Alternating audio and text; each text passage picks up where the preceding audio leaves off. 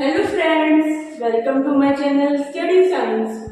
Today we will study about one new topic and that is collision. So first of all, question comes in our mind, what is collision? आखिर ये collision होता क्या है? जब दो bodies आपस में फिजिकली टकराती हैं या फिर फिजिकली कोलाइड करती है तो उन दोनों के बीच में कोलिजन प्रोड्यूस होता है। और ये जरूरी नहीं कि जब दो बॉडीज आपस में फिजिकली कोलाइड करें तभी उन दोनों के बीच में कोलिजन हो।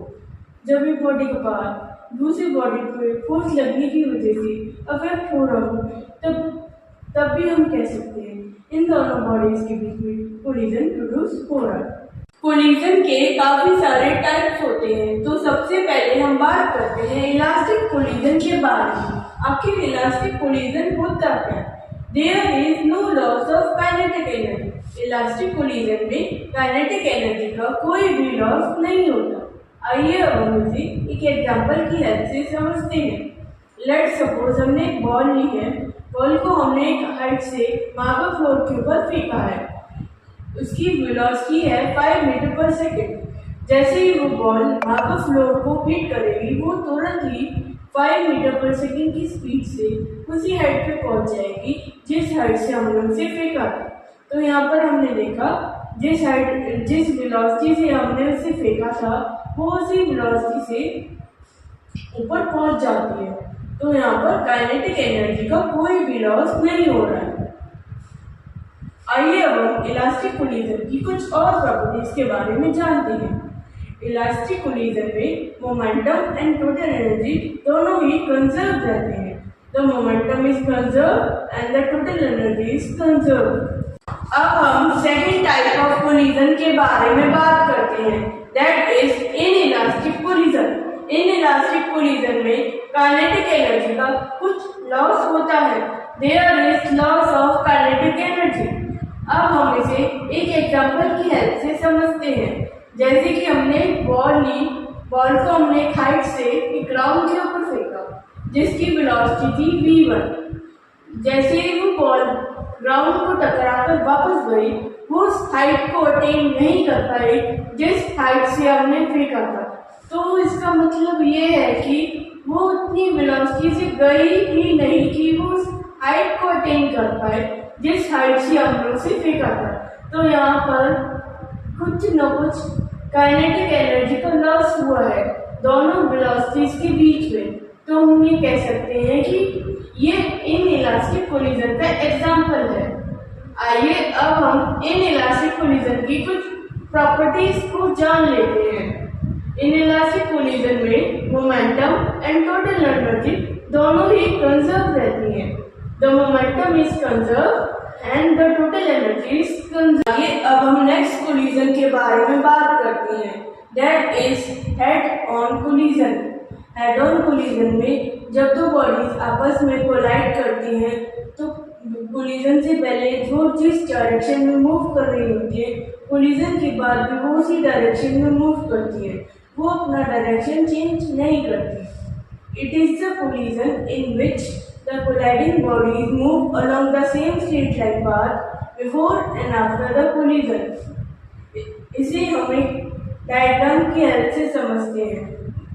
ये बॉडी है A जो u1 वेलोसिटी से मूव कर रही है और ये बॉडी है B जो u2 वेलोसिटी से मूव कर रही है। ये केस कब है? बिफोर कोलिजन का।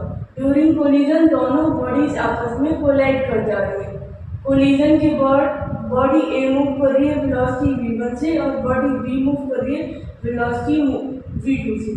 सो हम यहाँ पर देख सकते हैं बिफोर कोलिजन वो दोनों बॉडीज जिस डायरेक्शन में मूव कर रही थी, आफ्टर कोलिजन भी दोनों बॉडीज उसी डायरेक्शन में मूव कर रही है, मीन्स वो स्ट्रेट लाइन पाथ को फॉलो कर रही है।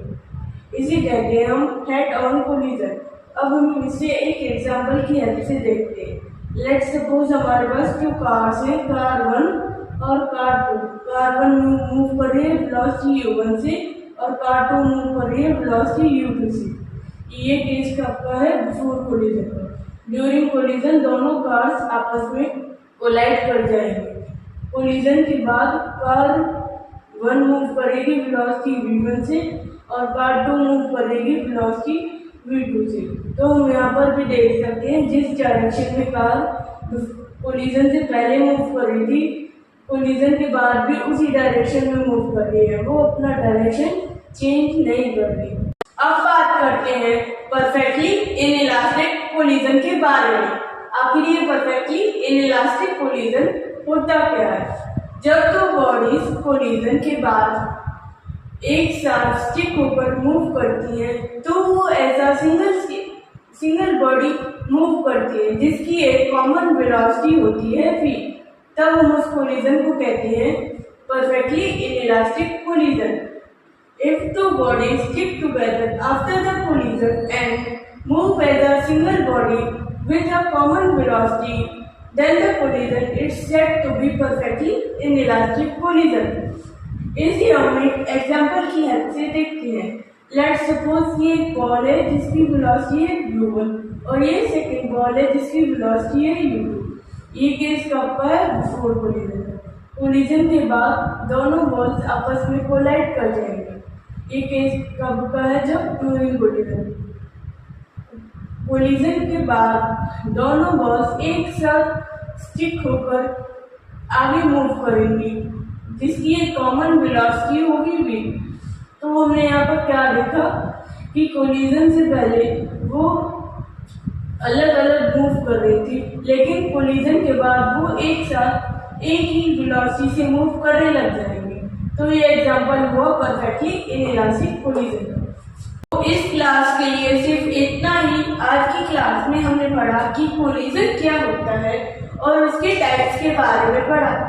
आई होप आज का टॉपिक आप सभी को अच्छे से समझ में आया होगा। नेक्स्ट क्लास में हम elastic collision in one dimension के बारे में पढ़ेंगे।